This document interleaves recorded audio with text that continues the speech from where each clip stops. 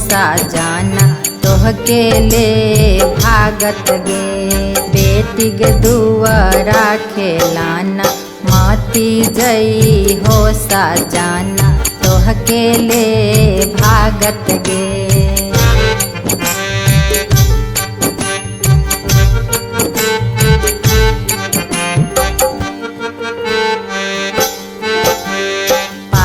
हो बैठल छियै मम्मी के हो गोदिया साजाना कैसे ले भगतै हो। पापा हो बैठल छियै मम्मी के हो गोदिया साजाना कैसे ले भगतै हो। पापा हो बैठल छियै मम्मी के हो गोदिया साजाना कैसे ले भगतै हो।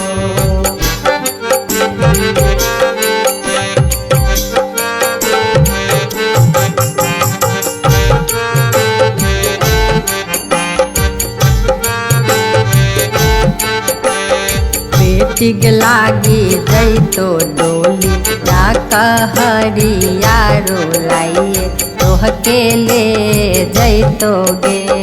बेटी के लागी जैतो डोली जा कहरिया रोलाइए तोहके ले जैतो गे। बेटी के लागी जैतो डोली जा कहरिया रोलाइए तोहके ले जैतो गे। पापा हो घर पछुअर बामे डोमरा हरफिया तू बिनवाइए ले हो। पापा हो घर पछुअर बामे डोमरा हरफिया तू बिनवाइए ले हो। पापा हो घर पछुअर बामे डोमरा हरफिया तू बिनवाइए ले हो। पापा हो ओही रे हरफिया ने हो अपनी पुतरिया के छपाइए ले हो। पापा हो ओही रे हरफिया ने हो अपनी पुतरिया के छपाइए ले हो। पापा हो ओही रे हरफिया ने हो अपनी पुतरिया के छपाइए ले हो।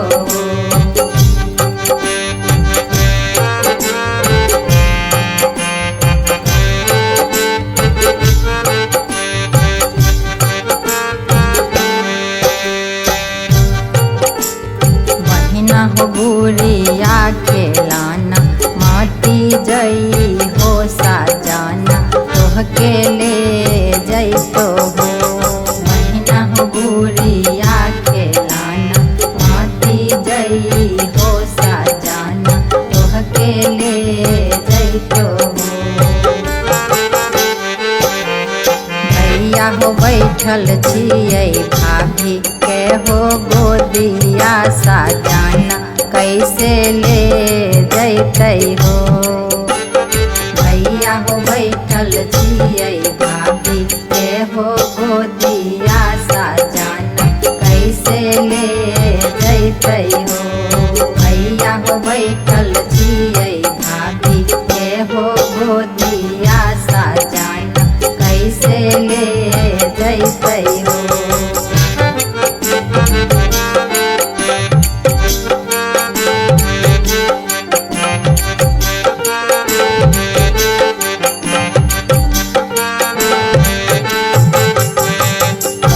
के लागी जैतो लंबी लंबी कर बारू लाइए तोहके ले जैतो गे।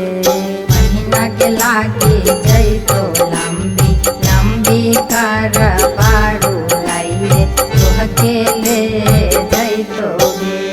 भैया हो किनी ले हो एक गोपी जरबा हो बहना के छुपाइए ले हो।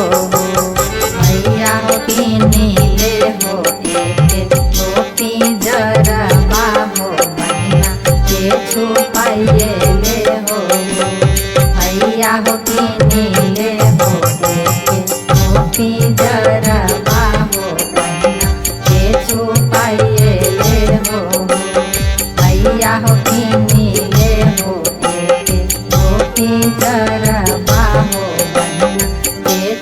पाइए ले